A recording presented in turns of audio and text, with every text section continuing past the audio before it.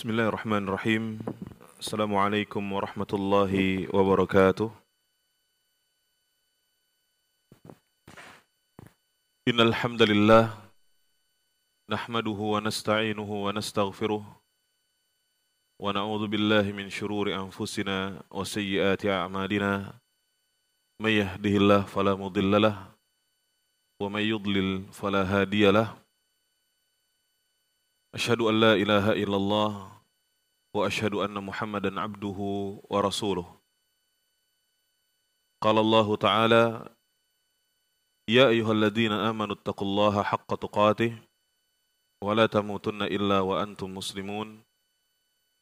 Ya ayyuhan nasu taqu rabbakumul ladzi khalaqakum min nafsin wahidah wa khalaqa minha zawjaha wa batha minhuma rijalan katsiran wa nisaa'a wattaqullaha alladzi tasaaluna bihi wal arham innallaha kana 'alaikum raqiba. Ya ayyuhalladzina amanu taqullaha wa qulu qawlan sadida yuslih lakum a'malakum wa yaghfir lakum dhunubakum wa may yuti'illaha wa rasulahu faqad faza fawzan 'azima. Amma ba'du fa inna asdaqal hadithi kitabullah wa khairal hadi hadi Muhammadin sallallahu alaihi wasallam wa syarral umuri muhdatsatuha wa kullu muhdatsatin bid'ah wa kullu bid'atin dhalalah wa kullu dhalalatin finnar. Jamaah yang dirahmati Allah, alhamdulillah di kesempatan yang berbarokah ini kembali kita memanjatkan puji dan syukur kepada Allah atas semua nikmat yang Allah limpahkan kepada kita, mulai daripada nikmat iman, nikmat Islam, nikmat sehat, nikmat aman, dan nikmat-nikmat lain yang banyak. Dan kita bersyukur kepada Allah Subhanahu wa Ta'ala dengan semua nikmat itu. Salawat dan salam semoga senantiasa tercurahkan terhadap Rasulullah sallallahu alaihi wasallam serta keluarganya, para sahabatnya, dan para pengikutnya sampai hari kiamat nanti. Jamaah ibu-ibu yang dirahmati Allah, tema kajian kita di siang hari ini adalah berjudul Kuatkan Kesabaranmu. Dan kita akan berbicara tentang hadis-hadis seputar ujian kesabaran. Ada sebuah ungkapan yang sangat menarik yang mungkin kita pernah dengar atau mungkin juga kita sering mendengar, yaitu ungkapan yang berbunyi, hidup itu tidak selamanya indah. Ungkapan ini adalah merupakan sebuah kejujuran. Ungkapan yang sangat sesuai dengan kenyataan, realita kehidupan manusia di dunia ini. Dan itulah hidup. Hidup itu kadang lapang, kadang sempit. Hidup itu terkadang banyak, terkadang sedikit. Hidup itu terkadang di atas, terkadang di bawah. Bahkan mungkin sebagian kita pernah merasakan titik terendah dalam hidup ini, sampai-sampai tidak ada semangat lagi untuk melanjutkan hidup. Maka kita harus mencari alasan kenapa kita hidup di dunia ini.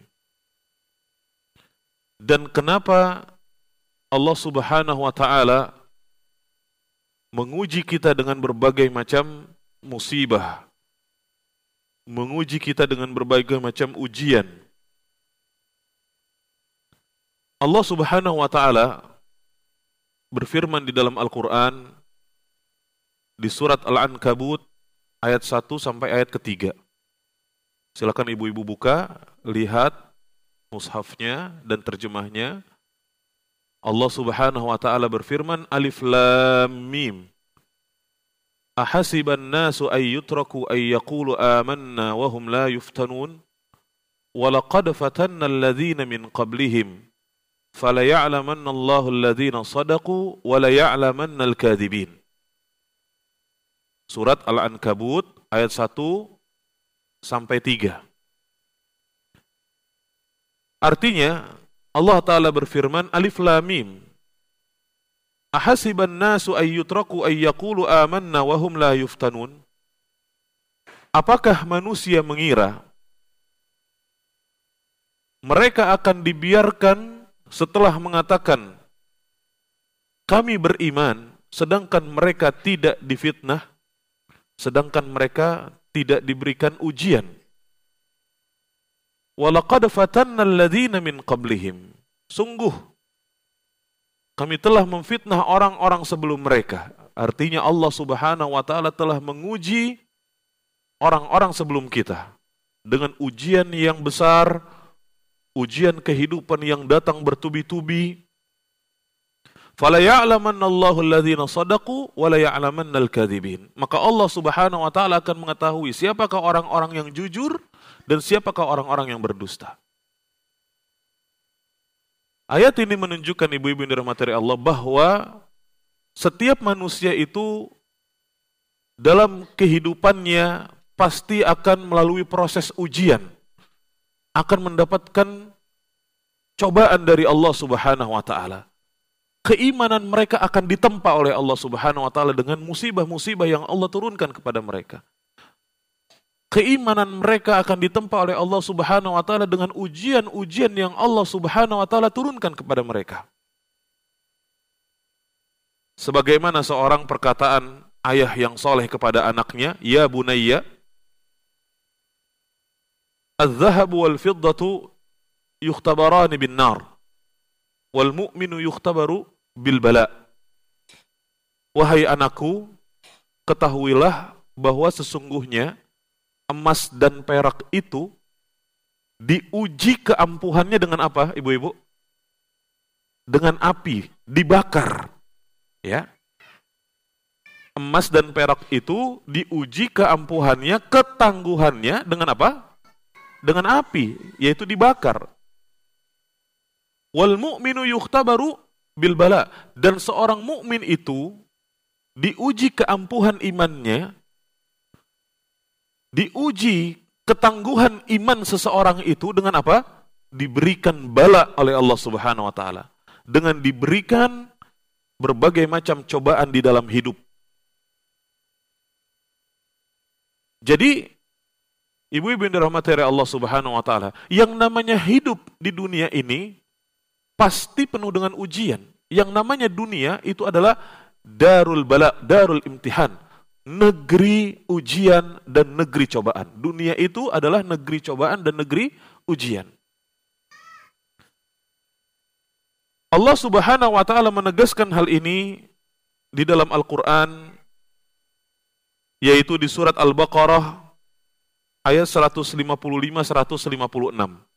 Surat Al-Baqarah ayat 155-156.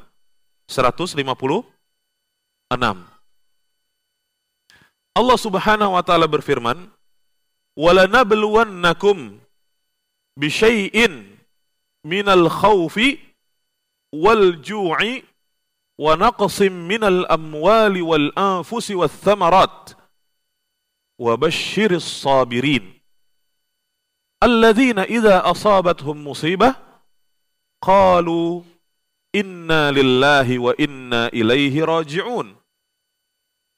Ulaika alaihim salawatun min rabbihim wa rahmah wa ulaika humul muhtadun. Surat Al-Baqarah ayat 155 sampai 157, afwan. 155 sampai 157. Bisa kita sama-sama lihat di situ? Allah Ta'ala mengatakan, wala nabluwannakum, dan sungguh kami akan menguji kalian. Ya, Allah pasti akan memberikan bala kepada hamba-hambanya. Allah pasti akan memberikan ujian, musibah kepada para hambanya. Berupa apa? Bisyai'im minal khauf, dengan berupa rasa takut, Kemudian apa lagi? Wal ju', rasa lapar, wa naqsim minal amwal, kekurangan harta, wal anfus, kekurangan jiwa. Maksud kekurangan jiwa adalah kematian. Ya. Maksud daripada kekurangan jiwa adalah kematian. Yaitu ketika kita diuji dengan kematian seseorang yang kita sayangi, dengan kematian orang yang kita cintai, itu ujian buat kita.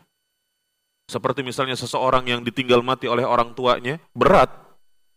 Nggak ada seorang anak yang ditinggal mati oleh orang tuanya, kalau anak itu waras, nggak ada yang bahagia. Oh alhamdulillah emak saya mati, nggak ada yang kayak gitu. Kalau ada anak yang kayak gitu berarti nggak waras. Ya. Majnun. Ya. Nggak ada. Kematian adalah merupakan ujian terberat yang dialami oleh seseorang. Bahkan ketika Rasulullah SAW ditinggal mati oleh anaknya yang laki-laki yang bernama siapa? Ibrahim. Rasul sampai menangis. Segitu Rasul, apalagi kita. Nah, naqsul anfus, kekurangan jiwa di sini maksudnya adalah kematian. Wathamarat, kekurangan buah-buahan, sandang pangan, ya. Dan ujian itu macam-macam. Kemudian kata Allah, wa basyiris sabirin, dan berikan kabar gembira kepada orang-orang yang bersabar. Yaitu orang yang seperti apa? Alladzina idza asabathum musibah, yaitu orang yang apabila ditimpakan kepada mereka musibah, qalu, mereka akan berkata, inna lillahi wa inna ilaihi raji'un. Ya, mereka bersabar, mereka menahan diri dari melakukan hal-hal yang dilarang dalam syariat, meskipun musibah tersebut membuat hati mereka tersayat, meskipun ujian tersebut membuat mereka sedih, membuat mereka sakit, namun mereka bersabar, mereka menahan diri dengan tidak melakukan hal-hal yang dilarang oleh syariat, dan mereka mengucapkan kalimat istirja. Lisan mereka berzikir kepada Allah Subhanahu wa taala, lisan mereka mengucapkan inna lillahi wa inna ilaihi raji'un. Sesungguhnya kami adalah milik Allah dan sesungguhnya kami akan kembali kepada Allah. Mereka berihtisab, yaitu mengharapkan pahala dari Allah atas musibah yang menimpa mereka. Makanya kemudian Allah mengatakan ulaika alaihim salawatum mir rabbihim wa rahmah. Mereka itu adalah orang-orang yang akan mendapatkan salawat dan rahmat dari Tuhannya, dari Allah Subhanahu wa taala, wa ulaika humul muhtadun, dan mereka itulah orang-orang yang mendapatkan petunjuk. Mereka adalah orang-orang yang benar, berada di atas kebenaran dan di atas jalan yang hak. Ibu-ibu yang dirahmati Allah Subhanahu wa taala, fal masaibu, maka musibah-musibah itu akan datang silih berganti untuk menempa keimanan seorang mukmin,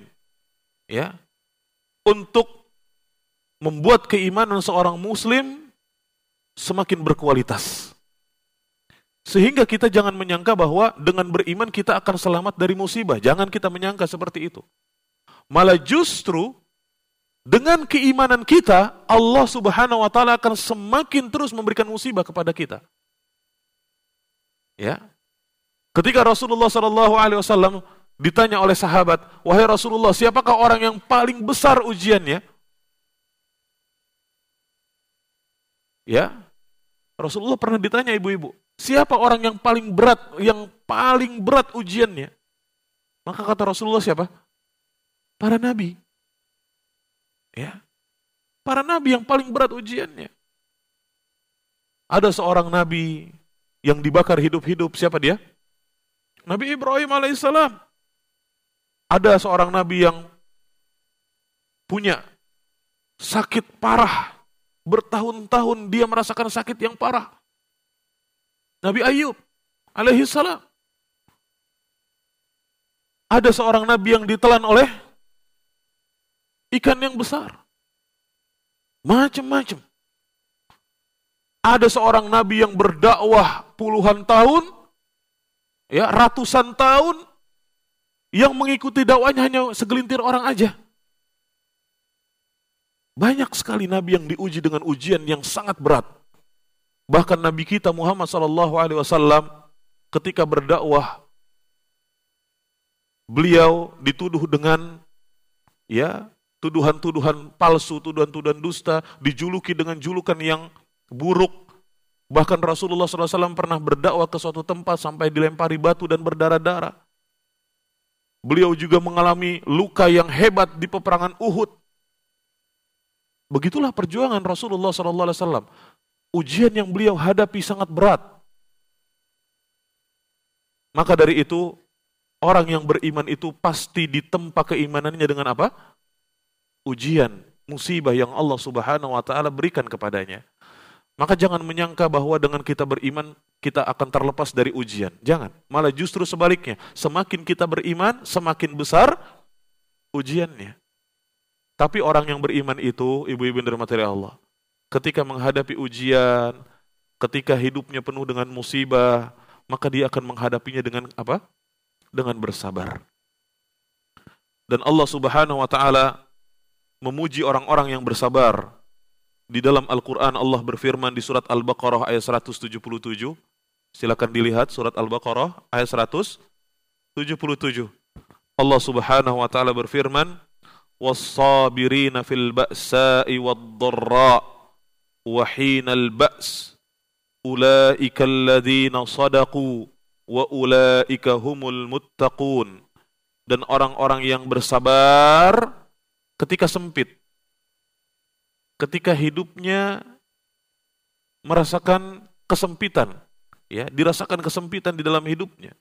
Wad-dharra, dan hidupnya penuh dengan penderitaan. Wahinal ba's, dan bersabar dalam peperangan. Ulaika alladzina shadaqu, kata Allah. Allah memuji orang-orang yang kayak gitu. Allah memuji para hambanya yang mau bersabar ketika hidupnya sempit. Mungkin ada seseorang yang mengalami kesempitan dalam ekonominya, namun dia mau bersabar, maka Allah memuji orang yang seperti itu. Dan Allah mengatakan ulaika alladzina shadaqu. Mereka itu adalah orang-orang yang jujur, orang-orang yang benar keimanannya. Mungkin di dalam hidupnya penuh dengan penderitaan, maka Allah mengatakan ulaika alladzina shadaqu. Mereka itu adalah orang-orang yang jujur, orang-orang yang benar keimanannya. Wa ulaika humul muttaqun, dan mereka itulah orang-orang yang bertakwa. Maka Allah Subhanahu wa taala memuji orang-orang yang mau bersabar. Begitu juga Allah Subhanahu wa taala berfirman di surat Ali Imran ayat 146. Surat apa? Ali Imran ayat 146. Allah Subhanahu wa taala berfirman, wallahu yuhibbus sabirin. Dan Allah Subhanahu wa taala mencintai orang-orang yang bersabar. Ternyata ibu-ibu, ternyata orang-orang yang bersabar ketika menghadapi ujian, orang-orang yang bersabar ketika menghadapi musibah, mereka itu adalah orang-orang yang dicintai oleh Allah Subhanahu wa taala. Mereka akan meraih kasih sayang Allah Subhanahu wa taala, mereka akan mendapatkan cinta Allah Subhanahu wa taala. Dan bahkan karena Allah Subhanahu wa taala mencintai orang-orang yang bersabar, Allah menyayangi mereka, orang-orang yang bersabar ketika ditimpa dengan musibah, mendapatkan ujian hidup, dan mereka mau bersabar, maka kemudian Allah Subhanahu wa taala memberikan balasan yang lebih baik dari amalnya dan melipat gandakannya tanpa dihitung. Subhanallah. Makanya Allah Subhanahu wa taala berfirman di surat An-Nahl ayat 96. Surat An-Nahl ayat 96. Allah mengatakan walanajziyannal ladzina sabaru ajrahum bi ahsani ma kanu ya'malun. Dan sesungguhnya kami akan memberikan balasan kepada orang-orang yang sabar dengan pahala yang lebih baik, dari apa yang mereka kerjakan. Allah akan berikan balasan yang lebih baik dari kesabaran mereka. Subhanallah. Innama yuwaffas sabiruna ajrahum bighairi hisab.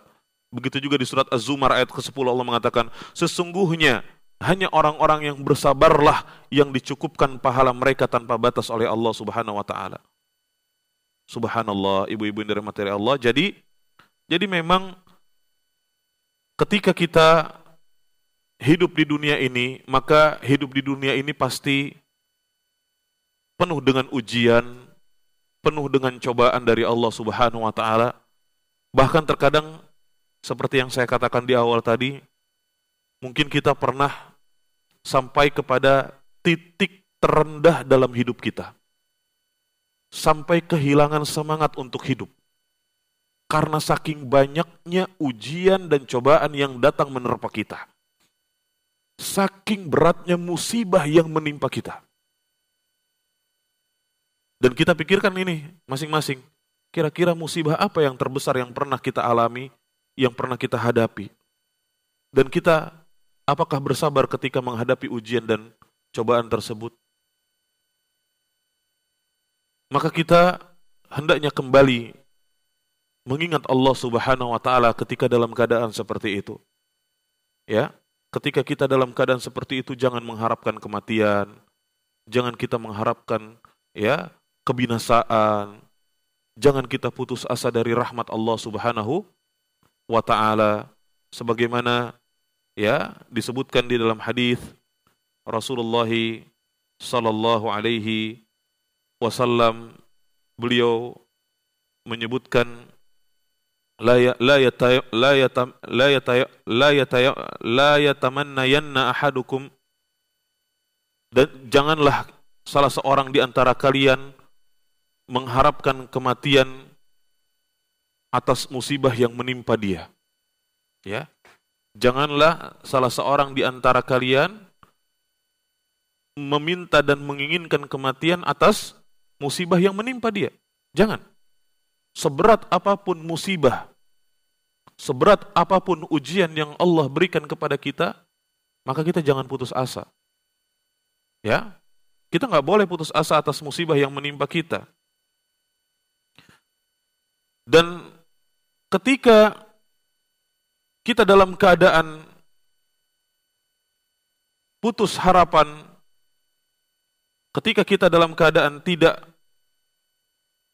memiliki harapan hidup, hendaknya kita berdoa kepada Allah Subhanahu wa taala, kembali kepada Allah Subhanahu wa taala, meminta kepada Allah Subhanahu wa taala kelapangan dan kemudahan serta jalan keluar agar kita bisa terselamatkan dari kesempitan dan kesusahan yang ada di dalam hidup kita.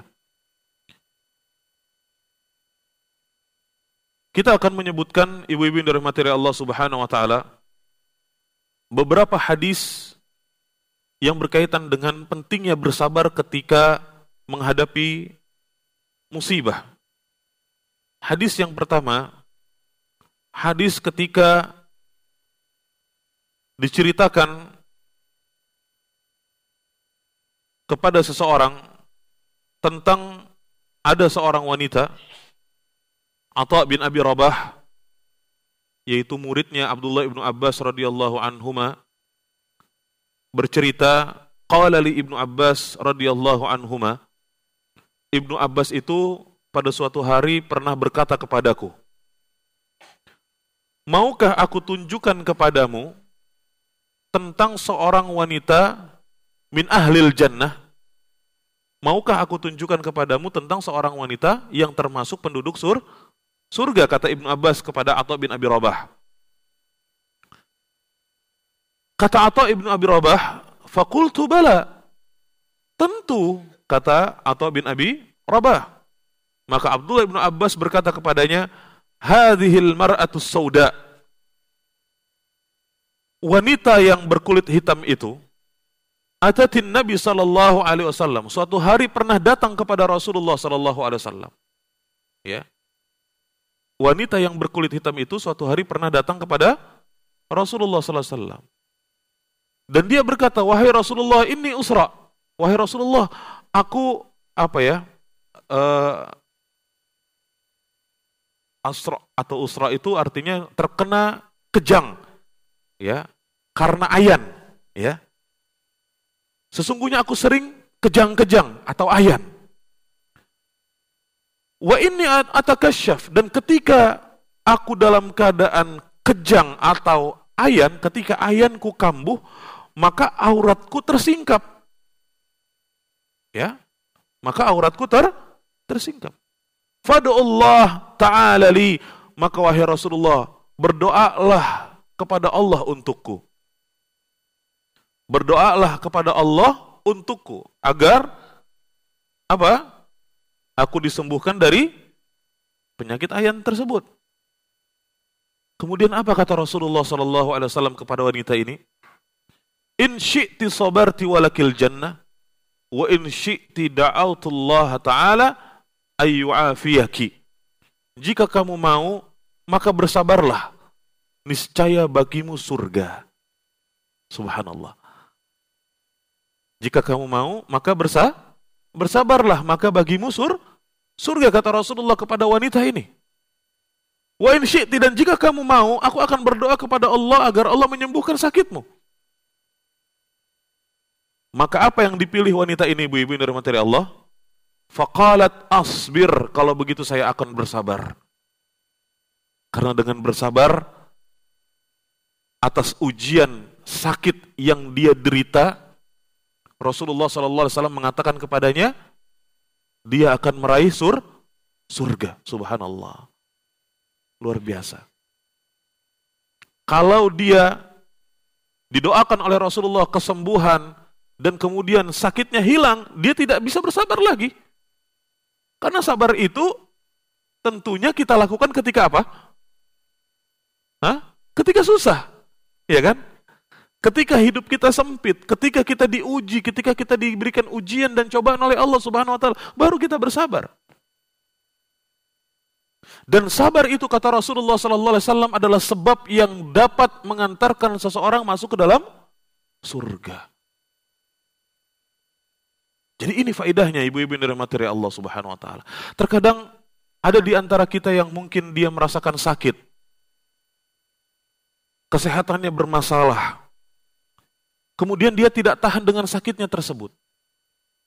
Mungkin dia sudah berobat ke sana ke sini, ke sana kemari, datang ke dokter ini, datang ke dokter itu, ternyata nggak sembuh-sembuh juga. Sehingga pada akhirnya dia putus asa atas sakit yang menimpa dia. Dia nggak tahan, pengen segera mati aja.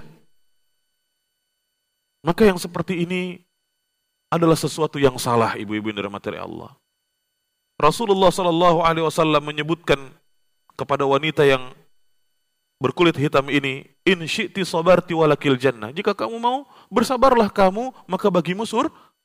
Bersabarlah atas penyakit yang engkau rasakan, penyakit yang engkau hadapi ini, kata Rasulullah SAW kepada dia. Maka kalau kamu mau bersabar, bagimu surga, kata Rasulullah SAW. Wa in syi'ti da'autullaha ta'ala ayyu'afiyaki. Dan jika kamu mau, aku akan berdoa kepada Allah agar Allah Subhanahu wa taala menyembuhkanmu. Maka kata wanita ini, faqalat asbir, kalau begitu saya akan bersabar. Wanita ini lebih memilih untuk bersabar menghadapi sakit yang dia rasakan, karena balasan dari kesabaran itu adalah sesuatu yang luar biasa, nikmat yang tiada tara, yaitu dijanjikan surga. Subhanallah. Begitulah orang-orang yang mau bersabar menghadapi kesusahan. Orang-orang yang mau bersabar menghadapi kesulitan hidup. Maka dari itu orang yang bersabar itu hendaknya dia benar-benar menyerahkan urusannya kepada Allah Subhanahu wa taala. Kemudian dia menahan dirinya untuk tidak melakukan hal-hal yang dilarang oleh syariat. Baik dengan ucapannya, ataupun dengan perbuatannya, dengan tingkah lakunya, dengan sikapnya. Maka orang yang bersabar itu nggak boleh banyak ngeluh. Apalagi ngeluhnya dipajang di status lagi. Ya, nggak boleh. Harus sabar. Ya, susah dikit, ngeluh di status. Ya, apalagi susah banyak. Ya, maka dari itu jaga lisan kita, jaga sikap kita, jaga perbuatan kita ketika kita susah, ibu-ibu yang dirahmati Allah. Jangan kita suka mengadu kepada manusia. Adukan permasalahan kita kepada siapa? Kepada Allah Subhanahu wa taala. Ya. Jangan kita mengeluarkan kata-kata yang mengingkari takdir. Ya, jangan kita berbuat seperti itu dan bersikap seperti itu. Maka dari itu ibu-ibu yang dirahmati Allah, jika mau sabar, maka bagimu surga. Kemudian kata wanita ini, inni atakasyaf, akan tetapi wahai Rasulullah, ketika ayanku kambuh, auratku tersingkap. Fad'ullah alla atakasyaf, maka berdoalah kepada Allah agar auratku tidak tersingkap. Fada'alaha, maka kemudian Rasulullah SAW pun berdoa untuknya. Jadi ibu-ibu yang dirahmati Allah Subhanahu wa taala, hadis ini adalah hadis yang sahih diriwayatkan oleh Al-Bukhari dan Muslim, muttafaqun alaih, menunjukkan bahwa sabar itu memang berat, ibu-ibu. Sabar itu nggak gampang. Apalagi ujian yang dihadapi juga adalah ujian yang memberatkan, ujian yang menyakitkan. Tetapi kalau kita mau bersabar atas setiap ujian dan cobaan yang kita dapatkan dan rasakan, seperti yang Rasulullah SAW janjikan kepada wanita ini, walakil jannah, bagimu surga. Kemudian, ibu-ibu yang dirahmati Allah, apa faedah dari hadis ini? Faedah dari hadis ini yang pertama, sabar di dunia atas kesusahan dan kesempitan menyebabkan seseorang bisa meraih surga. Ini yang pertama, faedahnya. Sabar di dunia atas kesusahan dan kesempitan menyebabkan seseorang bisa meraih surga. Kemudian yang kedua, ibu-ibu yang dirahmati Allah, hadis ini juga mengajarkan kepada kita, kalau kita sakit, hendaknya kita berusaha untuk menempuh sebab, ya, kita harus berusaha untuk apa? Menempuh sebab menyembuhkan penyakit tersebut. Jangan diam, kalau sakit ya berobat. Karena bentuk tawakal kita kepada Allah Subhanahu wa taala adalah menempuh sebab atau berikhtiar, berusaha. Sebagaimana hadis tentang tawakal di mana Rasulullah sallallahu alaihi wasallam mempermisalkan bentuk tawakalnya seekor burung yang mencari makanan. Pergi dari sangkarnya dalam keadaan perut kosong, kembali dalam keadaan kenyang. Apa kata Rasulullah? Lau annakum tatawakkaluna 'ala Allahi haqqa tawakkulih la razaqakum kama yarzuqut thair taghdu khimasa wa taruhu bitana. Kalau seandainya kamu bertawakal kepada Allah dengan sebenar-benarnya bentuk tawakal, maka niscaya kamu akan diberikan rizki sebagaimana seekor burung, ya, yang pergi dari sangkarnya dalam keadaan perut kosong dan kembali dalam keadaan kenyang. Burung ini bisa kenyang bukan karena diem di sangkarnya, nggak diem dia, tapi dia terbang nyari makan. Maka begitu juga kita. Ketika menginginkan sesuatu yang bermanfaat buat kita, hendaknya kita menempuh sebab, berikhtiar untuk mendapatkan apa yang kita inginkan tersebut. Kita sakit. Ketika kita lagi sakit, harapan kita apa? Sembuh. Maka jangan diem. Jangan nggak ngapa-ngapain. Yang harus kita lakukan dalam bentuk tawakal kita kepada Allah, apa? Berobat. Ya, berobat. Sama seperti misalnya seorang siswa, seorang siswi yang mengharapkan nilainya bagus dalam ujian. Ketika dia ujian, maka dia harus belajar untuk bisa menjawab pertanyaan-pertanyaan di ujian tersebut. Ya. Itulah usaha dia untuk mendapatkan apa yang bermanfaat baginya. Maka begitu juga orang yang sakit.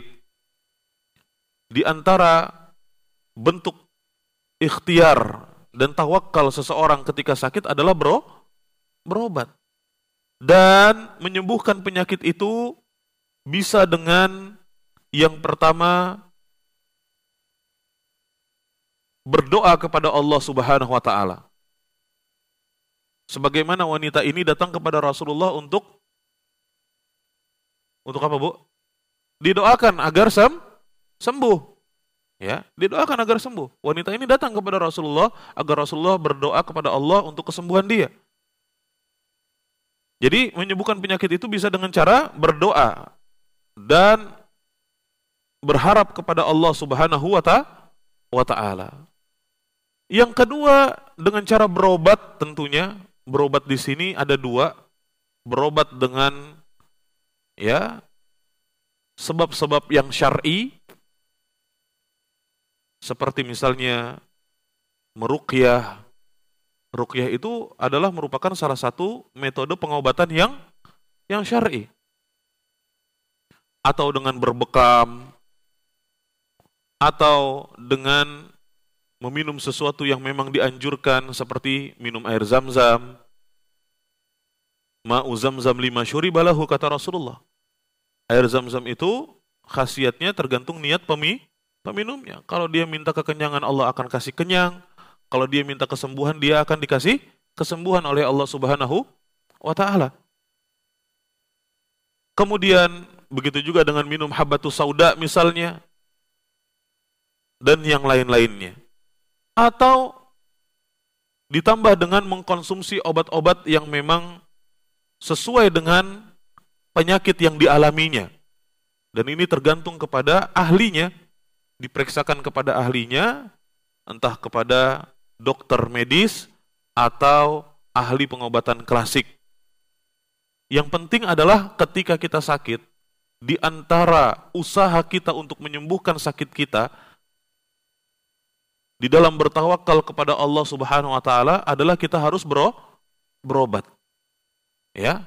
Makanya Rasulullah mengatakan, berobatlah kalian dan janganlah kalian berobat dengan yang haram, kata Rasulullah sallallahu alaihi wasallam. Kemudian yang ketiga, ibu-ibu yang dirahmati Allah, faedah dari hadis ini wajibnya menutup aurat terutama bagi kaum wanita.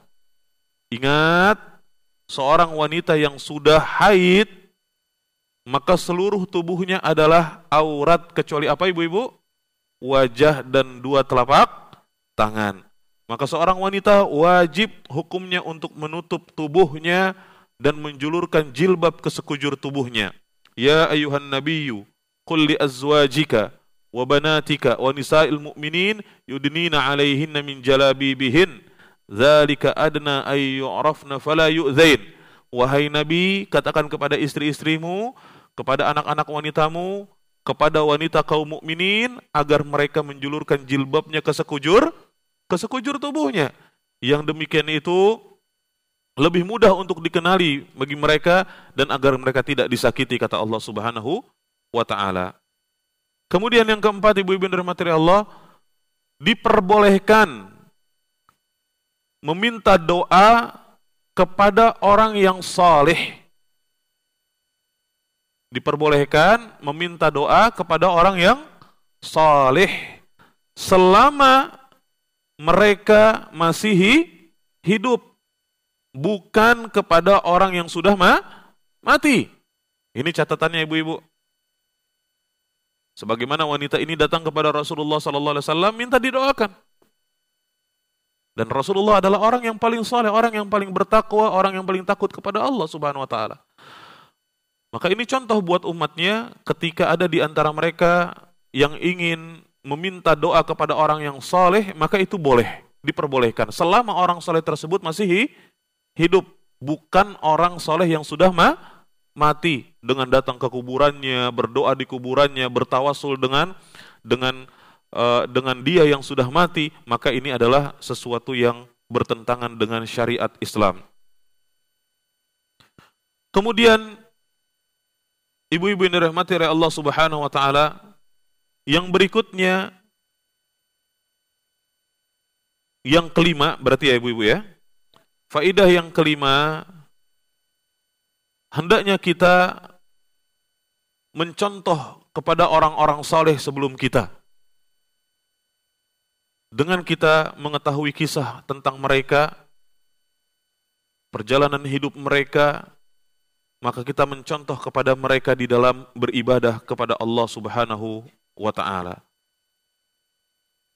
Kemudian, ibu-ibu dan rahmati Allah, kita bahas hadis yang berikutnya.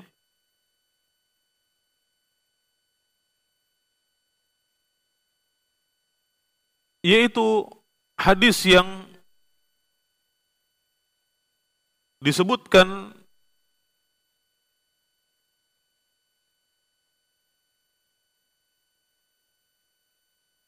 dari Abu Hurairah radhiyallahu anhu yang dikeluarkan oleh Imam Al-Bukhari di dalam sahihnya. Abu Hurairah berkata, qala Rasulullah sallallahu alaihi wasallam, Rasulullah sallallahu alaihi wasallam bersabda, man yuridillahu bihi khairan yusib minhu. Ya. Rawahul Bukhari. Rasulullah sallallahu alaihi wasallam bersabda, barang siapa yang dikehendaki kebaikan oleh Allah Subhanahu wa taala, maka dia akan diberikan musibah. Dia akan diberikan ujian atau musibah oleh Allah Subhanahu wa taala. Ibu-ibu yang dirahmati oleh Allah Subhanahu wa taala, hadis ini adalah hadis yang sangat luar biasa yang menunjukkan bahwasanya Allah Subhanahu wa taala menghendaki kebaikan kepada hamba-hambanya. Di antara cara Allah Subhanahu wa taala menghendaki kebaikan kepada hamba-hambanya adalah hamba-hamba tersebut diberikan musibah oleh Allah Subhanahu wa taala. Diberikan ujian di dalam hidupnya. Tapi hadis ini tidak mutlak. Hadis ini berkaitan dengan hukum yang lain, yaitu apa maksudnya? Hadzal haditsil mutlaq muqayyad bil ahaditsil ukhra allati tadullu ala anna al murad man yuridillahu bihi khairan fayasbir wa yahtasib.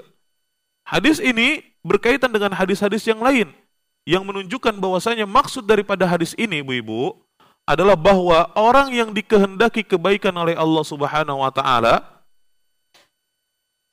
akan diberikan musibah kalau dia mau bersabar dan mengharapkan pahala dari Allah Subhanahu wa taala atas musibah tersebut. Baru dia mendapatkan kebaikan dari Allah Subhanahu wa taala. Tapi kalau seseorang dia mendapatkan musibah, kalau seseorang dia mendapatkan ujian di dalam hidupnya, lalu dia tidak mau bersabar dan tidak mengharapkan pahala dari Allah Subhanahu wa taala, berarti orang tersebut tidak mendapatkan kebaikan dari Allah Subhanahu wa taala. Jadi kebaikan yang Allah berikan kepada orang-orang yang terkena musibah, syaratnya apa? Sabar dan ihtisab. Apa itu ihtisab? Mengharapkan pahala dari Allah. Orang-orang yang ditimpa musibah dan ujian di dalam hidupnya akan mendapatkan kebaikan dari Allah dengan syarat dia mau bersabar dan mengharapkan pahala dari Allah atas musibah yang dia rasakan dan dia hadapi tersebut. Itu syaratnya. Kalau syarat ini tidak terpenuhi, Ibu, maka berarti Allah tidak menghendaki kebaikan untuknya. Fal kuffar yusabuna bimasaibin katsirah. Orang-orang kafir juga mendapatkan musibah. Orang-orang kafir juga diuji oleh Allah Subhanahu wa taala hidupnya. Ada orang kafir yang tadinya sehat jadi sakit gitu ya. Ada orang kafir yang ditinggal mati oleh orang tersayangnya, oleh orang tercintanya. Mereka juga diuji dan diberikan musibah oleh Allah Subhanahu wa taala. Tapi apakah mereka dikehendaki kebaikan oleh Allah? Tentu tidak. Kenapa? Karena musibah itu tidak menjadikan orang-orang kafir bertaubat kepada Allah Subhanahu wa taala. Sedangkan musibah itu apabila menimpa seorang mukmin, dia akan bersabar, mengharapkan pahala dari Allah Subhanahu wa taala dan dia segera bertaubat kepada Allah. Ada satu kaidah yang disebutkan oleh Ali bin Abi Thalib radhiyallahu anhu. Kata beliau, tidaklah musibah itu turun melainkan karena sebab dosa. Dan tidaklah musibah itu diangkat kecuali dengan cara bertaubat kepada Allah Subhanahu wa taala. Jadi musibah yang menimpa seorang mukmin membuat dia tersadar, jangan-jangan saya susah gara-gara dosa saya. Jangan-jangan musibah ini menimpa saya karena maksiat saya. Sehingga kemudian dia tersadar, lalu kemudian dia bertaubat kepada Allah Subhanahu wa taala.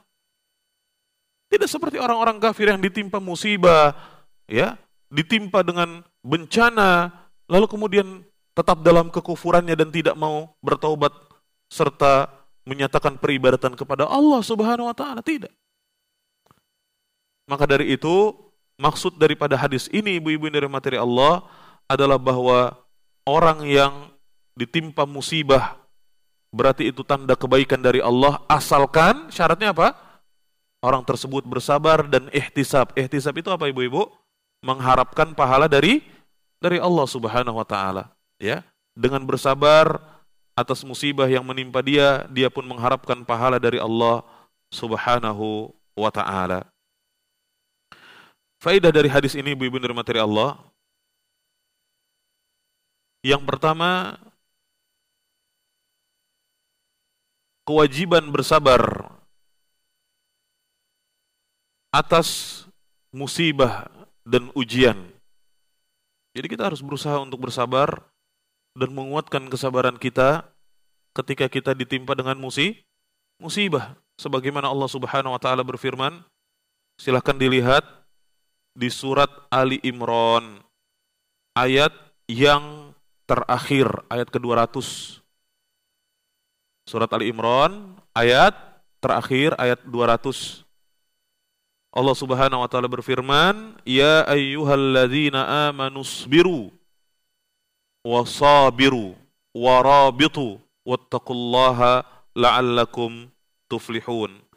Wahai orang-orang yang beriman, bersabarlah dan kuatkanlah kesabaranmu. Ya, ya ayyuhalladzina amanu sabiru wasabiru. Wahai orang-orang yang beriman, bersabarlah dan kuatkanlah kesabaranmu. Ya, warabitu wattaqullaha la'allakum tuflihun. Jadi Allah Subhanahu wa taala menyuruh orang-orang yang beriman agar bersabar dan menguatkan kesabaran mereka, terutama ketika sebuah musibah itu semakin besar, sebuah ujian itu semakin banyak, maka kesabaran itu harus semakin diperkuat. Ya, kesabaran itu harus semakin diperkokoh. Kalau kita punya 1000 sabar, maka bawalah 1000 kesabaran itu untuk menghadapi ujian dan ya cobaan yang menerpa hidup kita. Ya, bawalah semua kesabaran yang ada pada diri kita untuk menghadapi ujian dan cobaan yang Allah Subhanahu wa taala timpakan kepada kita. Kemudian faedah yang kedua, ibu-ibu yang dirahmati Allah,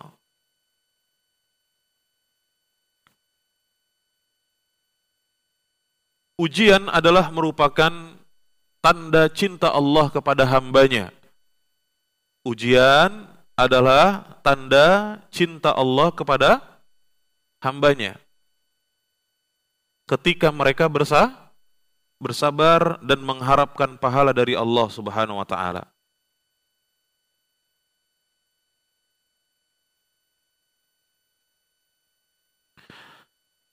Sekarang ibu-ibu yang dirahmati Allah, kita akan membahas sabar itu ada berapa macam.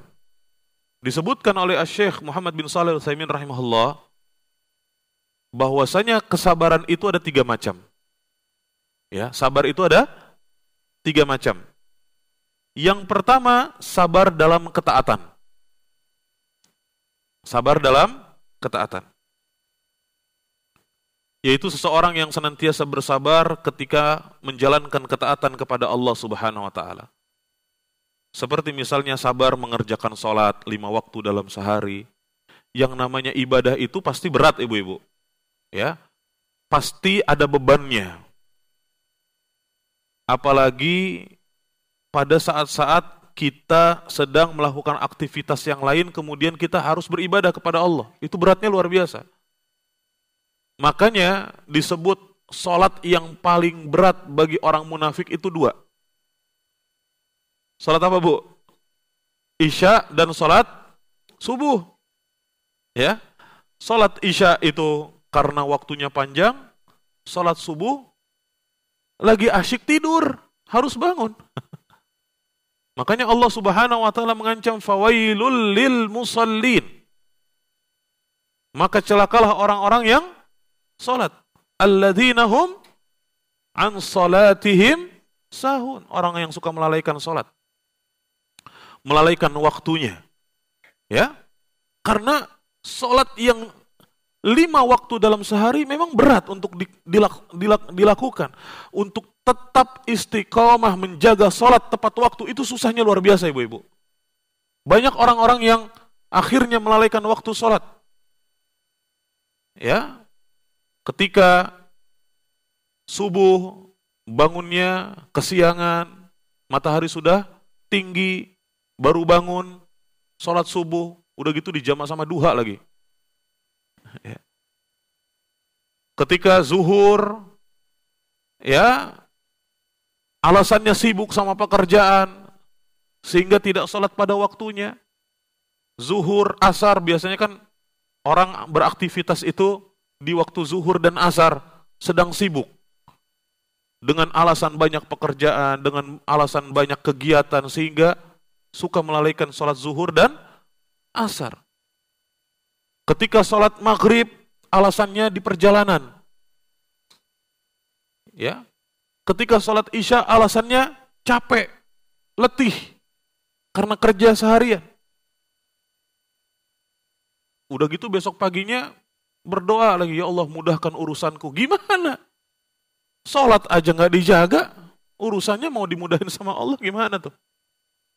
Ya, berat memang. Menjaga ketaatan itu memang sulit, ibu-ibu. Ketika seorang istri yang diperintahkan untuk berbakti kepada suaminya, bayangin, selama kita berumah tangga, punya suami, kita disuruh taat sama suami. Berat. Seorang anak yang diperintahkan untuk berbakti kepada kedua orang tuanya selama hidup dan ketika orang tua sudah meninggal dunia, tetap disuruh berbakti kepada kedua orang tua. Berat.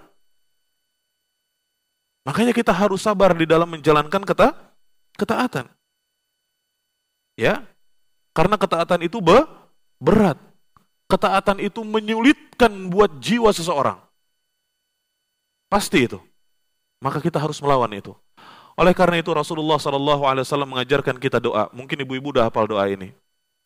Doa yang berbunyi Allahumma inni a'udzubika minal hammi wal hazan wal ajzi wal kasal wal jubni wal bukhli wa dhala'ad daini wa ghalabatir rijal.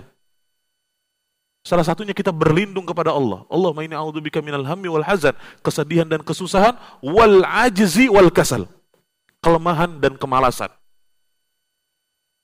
Kita berlindung kepada Allah dari rasa malas. Malas di dalam melakukan ketaatan. Karena kita harus sabar. Melawan hawa nafsu kita, ya, untuk tetap mentaati Allah Subhanahu wa taala itu sangat berat sekali. Perjuangan, ibu-ibu yang dirahmati Allah. Ini yang pertama. Jadi kita harus berusaha untuk bersabar dalam ketaatan. Sebagaimana tadi di surat Ali Imran ayat yang terakhir, ayat ke-200. Allah Ta'ala berfirman, ya ayyuhalladzina amanu sabiru wasabiru warabitu wattaqullah la'allakum tuflihun. Wahai orang-orang beriman, bersabarlah dan kuatkanlah kesabaranmu. Kuatkan kesabaran kita untuk mentaati Allah Subhanahu wa taala. Warabitu, dan tetaplah bersiap siaga di perbatasan dan bertakwalah kepada Allah supaya kamu beruntung. Kemudian yang kedua, sabar di dalam menjauhi maksiat. Yang pertama tadi sabar di dalam menjalankan ketaatan. Yang kedua sabar di dalam menjauhi maksiat.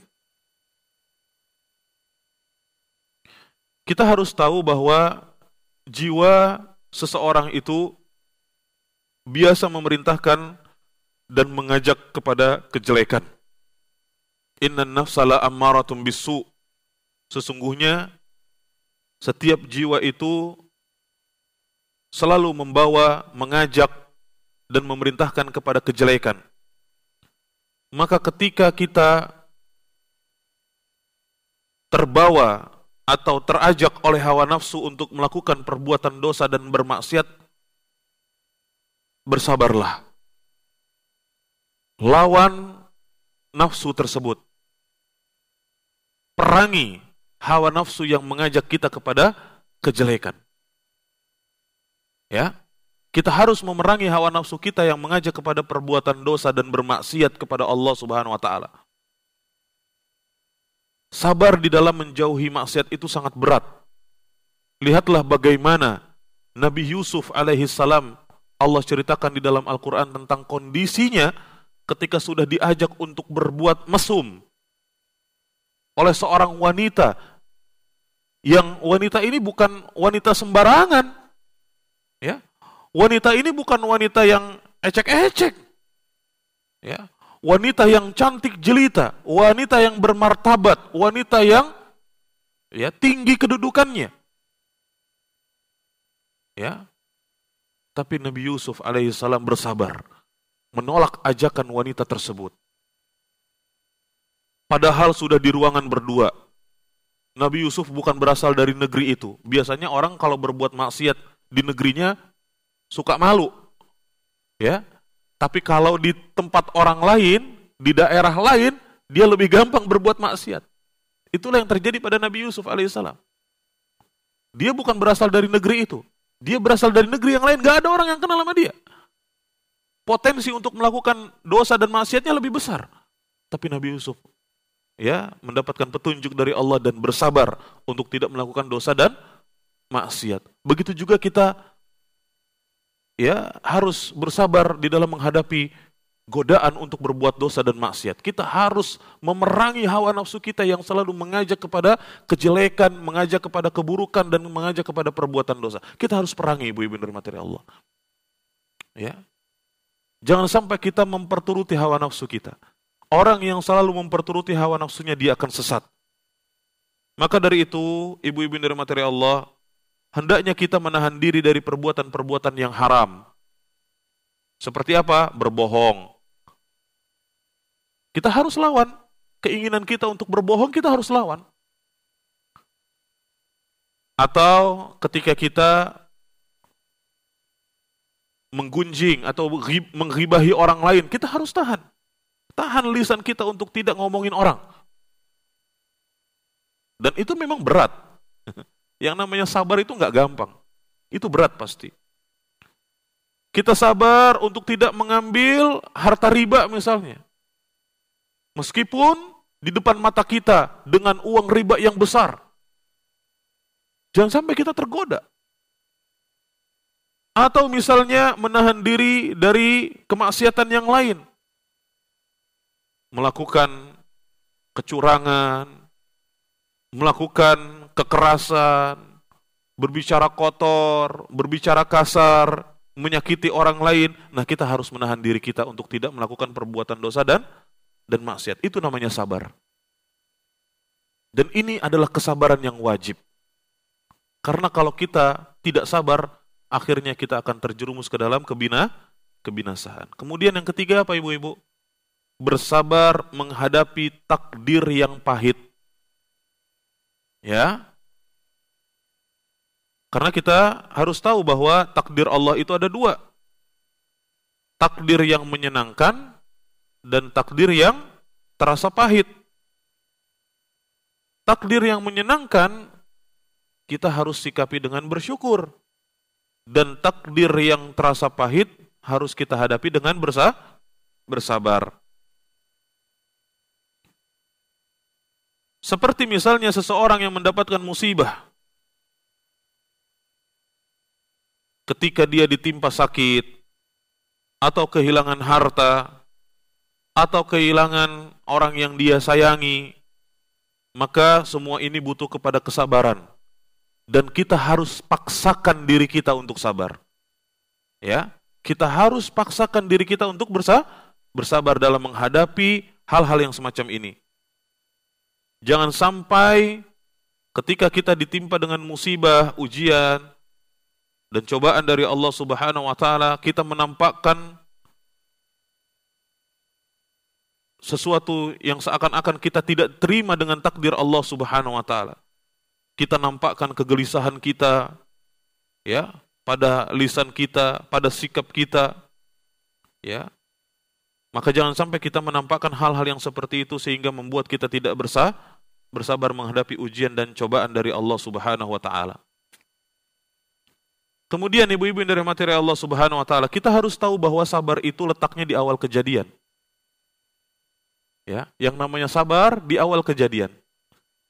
Bukan setelah kita mengalami suatu kejadian kemudian kita melakukan hal-hal yang dilarang oleh Allah Subhanahu wa taala baru kita katakan saya akan bersabar. Enggak.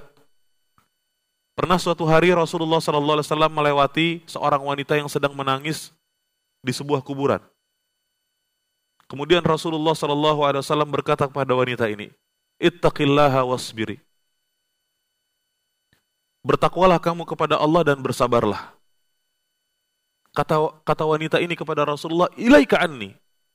Menjauhlah dariku. Fa innaka lam tusab bi musibati. Karena sesungguhnya kamu tidak mendapatkan musibah seperti aku. Kemudian Rasulullah SAW pergi begitu. Ya.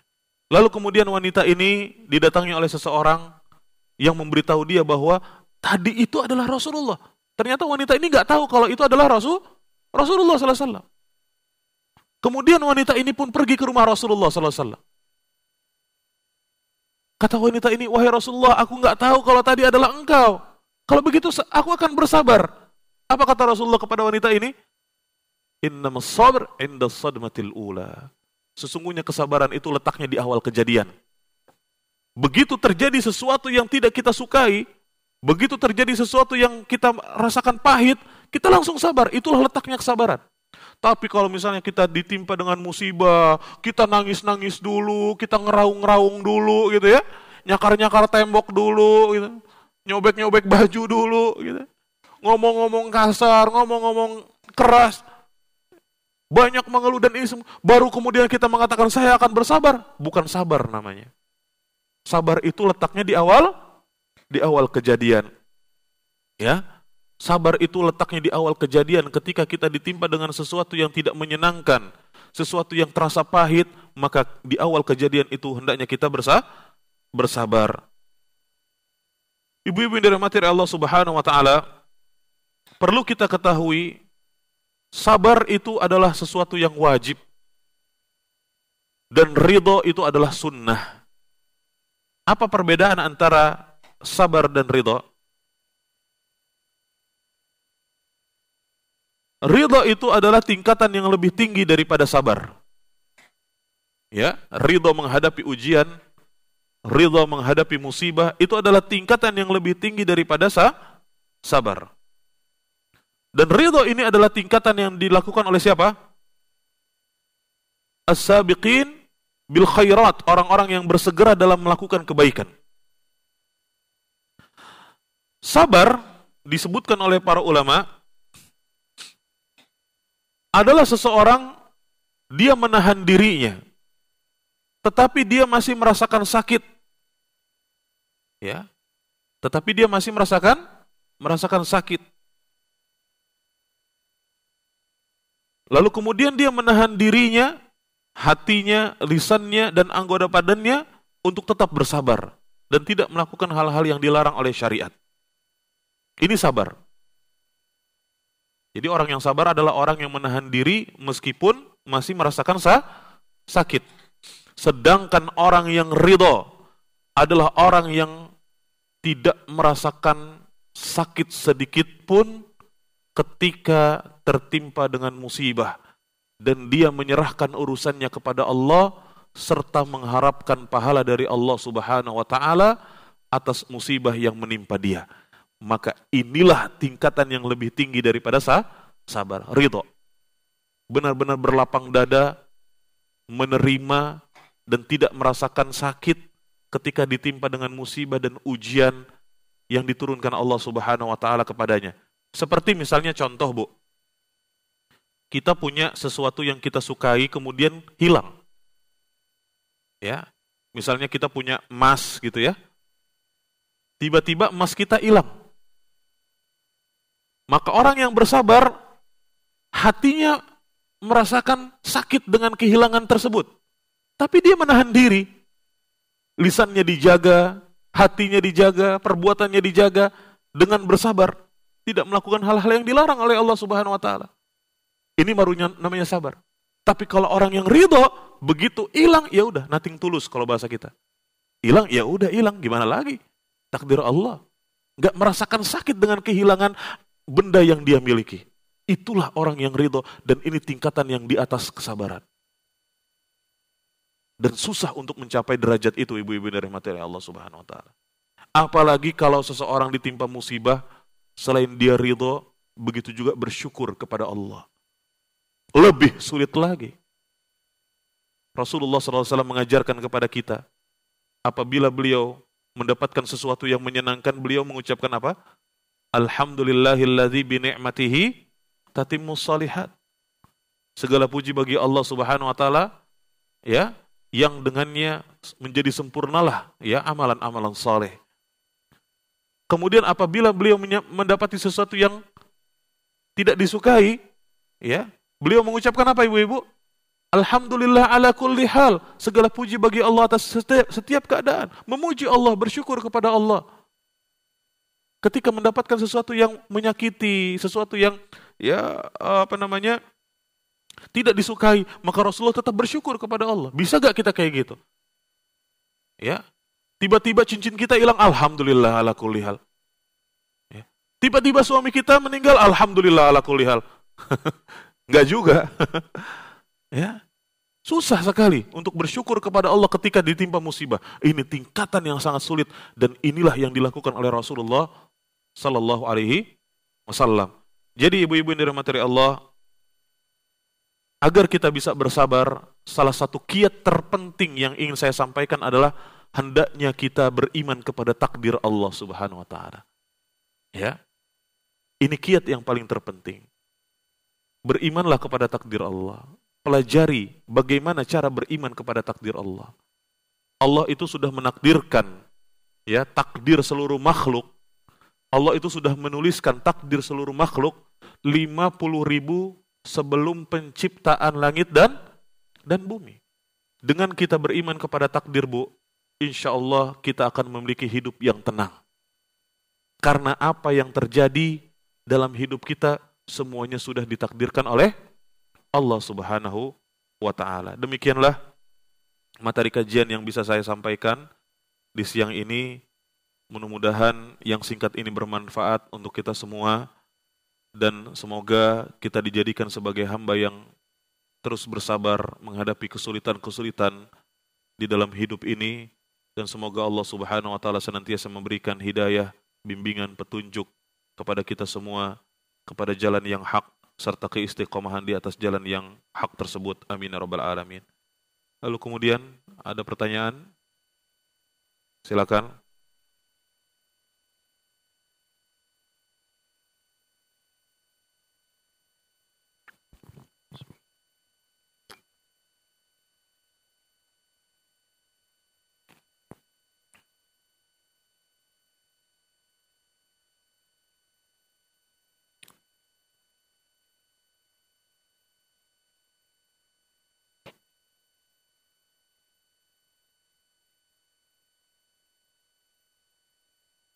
Yes.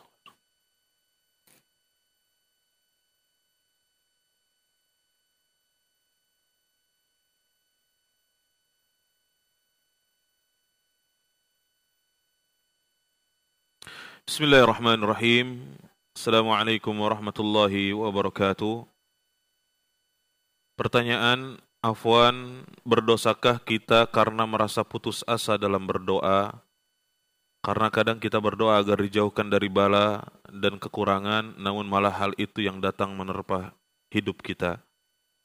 Dan bagaimana cara kita mengatasi hal ini dan juga cara bertaubatnya? Ibu-ibu yang dirahmati Allah Subhanahu wa taala, berputus asa adalah sesuatu yang dilarang. La tayasu min rauhillah. Janganlah kamu berputus asa dari rahmat Allah Subhanahu wa taala. Janganlah kita berputus asa dari Allah Subhanahu wa taala. Dan hendaknya kita senantiasa selalu yakin dan menyerahkan urusan kita kepada Allah Subhanahu wa taala. Hendaknya kita senantiasa meminta pertolongan dari Allah Subhanahu wa taala.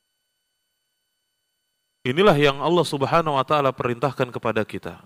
Wasta'inu bis sabri was salah. Dan mintalah pertolongan kepada Allah dengan cara sabar dan salat, ya. Kita juga berdoa kepada Allah Subhanahu wa taala dan membaca di dalam Al-Qur'an di surat Al-Fatihah, Iyyaka na'budu wa iyyaka nasta'in. Hanya kepadamu kami beribadah dan hanya kepadamu kami memohon pertolongan. Ya. Ketika kita berdoa dan ternyata doa kita tidak kita temukan jawabannya, bukan berarti doa kita sia-sia. Ya. Karena kata Rasulullah SAW, berdoalah kalian dan doa itu bermanfaat, baik yang sudah diturunkan ataupun yang tidak diturunkan. Baik yang sudah dikabulkan atau yang tidak dikabulkan. Doa itu adalah bermanfaat. Karena kita berdoa, doa itu sendiri adalah ibadah. Nggak ada sia-sianya, Bu, kita beribadah kepada Allah, Bu. Meskipun doa kita tidak dikabulkan oleh Allah Subhanahu wa taala. Meskipun doa kita ya belum diijabah oleh Allah Subhanahu wa taala, tapi doa itu adalah ibadah, dan doa dan ibadah kepada Allah Subhanahu wa taala nggak ada yang nggak bermanfaat. Semuanya bermanfaat. Dan hendaknya kita tidak boleh isti'jal di dalam berdoa. Apa itu isti'jal? Terburu-buru, tergesa-gesa. Bagaimana bentuk ketergesa-gesaan di dalam berdoa? Yaitu seseorang yang berkata, qad da'autu wa qad da'autu, aku telah berdoa kepada Allah, aku telah berdoa kepada Allah, dan aku tidak melihat Allah Subhanahu wa taala mengabulkan doaku. Ya. Inilah orang yang terburu-buru terhadap jawaban atas doa yang dipanjatkan kepada Allah Subhanahu wa taala, dan ini tidak benar. Karena doa yang kita panjatkan kepada Allah itu tidak mesti harus dikabulkan. Kita harus ingat ini, Bu-ibu. Doa yang kita panjatkan kepada Allah itu tidak mesti Allah langsung mengabulkannya kepada kita, nggak mesti. Bisa jadi doa yang kita panjatkan langsung dikabulkan, bisa jadi doa yang kita panjatkan itu ditunda pengkabulannya oleh Allah sehingga Allah akan balas doa kita di akhirat nanti, atau doa yang kita panjatkan itu diganti oleh Allah Subhanahu wa taala dengan kebaikan yang lain untuk kita, seperti kita diselamatkan dari keburukan. Bisa jadi itu karena sebab doa kita. Dan ketika seseorang berdoa agar dihindari dari kekurangan-kekurangan atau bala, ingatlah kepada hadis yang tadi kita sebutkan. Man yuridillahu bihi khairan yusib minhu. Barang siapa yang Allah kehendaki kebaikan bagi seseorang, maka dia akan diberi musibah. Kalau dia mau bersabar, maka itu tanda kebaikan Allah Subhanahu wa taala kepadanya. Innallaha idza ahabba qauman ibtalahum. Dalam riwayat yang lain Rasulullah bersabda, jika Allah mencintai suatu kaum, maka mereka akan diuji oleh Allah Subhanahu wa taala. Faman radiya falahu ridha, wa man sakhita falahu sukht. Barang siapa yang ridha, maka Allah ridha kepadanya. Barang siapa yang tidak suka terhadap musibah tersebut, maka baginya murka dari Allah Subhanahu wa taala. Ya. Bisa jadi ibu-ibu yang dirahmati Allah, kita berdoa kepada Allah agar dijauhi dari kekurangan, agar dijauhi dari bala, ya. Tetapi kemudian Allah timpakan itu malah justru kepada kita supaya kita mau bersabar. Ya, dengan bersabar maka Allah Subhanahu wa taala akan memberikan pahala tanpa batas. Ya. Maka segeralah bertaubat kepada Allah ketika kita berputus asa dari rahmat Allah Subhanahu wa taala. Ketika keyakinan kita mulai terkikis, keimanan kita mulai terkikis, maka segeralah bertaubat kepada Allah dan perbaiki keimanan dengan ketaatan. Kuatkan kembali keimanan kita dengan mentaati Allah Subhanahu wa taala dengan mengikuti petunjuk Rasulullah sallallahu alaihi wasallam. Wallahu a'lam bishawab.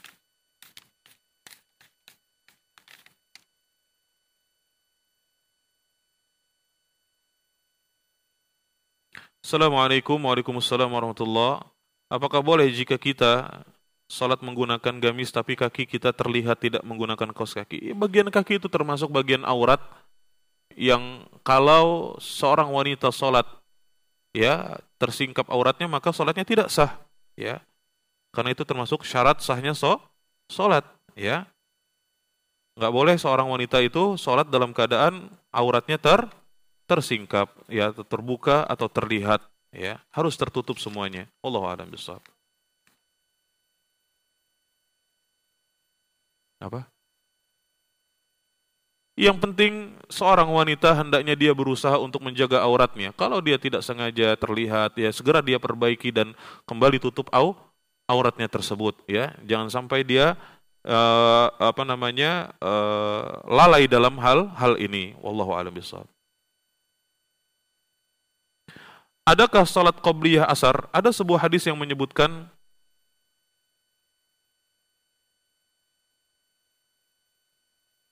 semoga Allah Subhanahu wa taala merahmati seseorang, rahimallahu mra'an shalla qabla al-asri arba'a. Semoga Allah Subhanahu wa taala merahmati seseorang yang mengerjakan, ya, salat sebelum asar sebanyak 4 rakaat. Ya. Dia bukan termasuk salat sunnah rawatib, namun ya termasuk salat sunnah, ya, yang dianjurkan oleh Rasulullah sallallahu alaihi wasallam, ya. Termasuk salat-salat sunnah yang dianjurkan oleh Rasulullah sallallahu alaihi wasallam, dan ada hadis yang menyebutkan juga bahwa setiap selesai azan ada salat sunnah, ya. Ya, azan untuk salat wajib ada salat sunnahnya. Namun bukan termasuk salat sunnah rawatib. Allahu a'lam bishawab.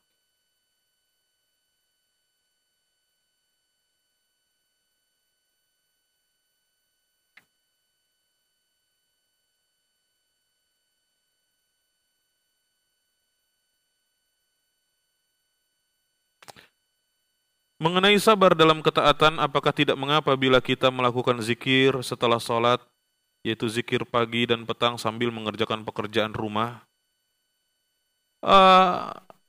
Di dalam kita melakukan ketaatan kepada Allah Subhanahu wa taala, tentunya kita harus bersungguh-sungguh dan memiliki semangat yang kuat untuk melakukan ketaatan kepada Allah Subhanahu wa taala, dan tentunya ketaatan kepada Allah Subhanahu wa taala adalah sesuatu yang berat bagi jiwa untuk mengerjakannya. Tetapi ketika seseorang meminta pertolongan kepada Allah agar diberikan kemudahan untuk mengerjakan ketaatan, Allah akan berikan kemudahan kepadanya. Wa kullun muyassarun lima khuliqa lahu, kata Rasulullah sallallahu alaihi wasallam, dan segala sesuatu, ya, akan dimudahkan kepada tujuan penciptaannya oleh Allah Subhanahu wa taala. Maka dengan meminta pertolongan kepada Allah, maka semua kebaikan-kebaikan itu bisa kita laksanakan. Namun tentunya apabila seseorang melakukan ketaatan kepada Allah dengan hati yang lalai, maka ini adalah sesuatu yang berbahaya. Oleh karena itu, ibu-ibu, usahakan ketika kita melakukan zikir setelah sholat, zikir pagi dan petang, hendaknya kita benar-benar bersungguh-sungguh berzikir kepada Allah Subhanahu wa taala, mengingat Allah Subhanahu wa taala, karena kita butuh kepada Allah Subhanahu wa taala. Dengan membaca zikir pagi dan petang, harapannya adalah kita dijaga oleh Allah Subhanahu wa taala. Maka kita harus sungguh-sungguh, ya. Maka jangan kita katakan zikir sambil kerja. Ya. Tapi ya ada yang mengatakan kerja sambil zikir, karena berbeda maknanya, ya. Berbeda maknanya. Yang jadi utama adalah kita berzikir kepada Allah Subhanahu wa taala. Lebih baik kita benar-benar berzikir, baru setelah itu kita selesaikan pekerjaan rumah kita. Zikir setelah sholat, zikir pagi, zikir petang itu enggak memakan waktu yang lama kok. Ya, enggak memakan waktu yang lama. 10 menit, 15 menit bisa kita selesaikan. Enggak lama. Ya. Insya Allah enggak lama. Itu mudah. Apalagi kalau kita sudah terbiasa dan sudah hafal, itu enggak lama. Ya, baru setelah itu kita kerjakan pekerjaan rumah kita. Semuanya adalah kebaikan, tapi kebaikan itu ada prioritasnya. Ya, tentunya hendaknya kita memprioritaskan ibadah kepada Allah Subhanahu wa taala sebelum yang lainnya. Wallahu a'lam bishawab. Saya kira demikian pertemuan kita untuk hari ini. Mohon maaf jika ada pertanyaan yang tidak terjawab karena keterbatasan ilmu dan waktu. Wallahu a'lam bishawab. Yang benar dari Allah, kesalahan dari saya. Nasallallahu salamata wal afiyah. Wa sallallahu wa sallam wa barak ala nabiyina Muhammad wa ala alihi wa sahbihi wasallam. Kita tutup dengan doa kafaratul majlis. Subhanakallahumma wa bihamdika asyhadu an la ilaha illa anta astaghfiruka wa atubu ilaik. Assalamualaikum warahmatullahi wabarakatuh.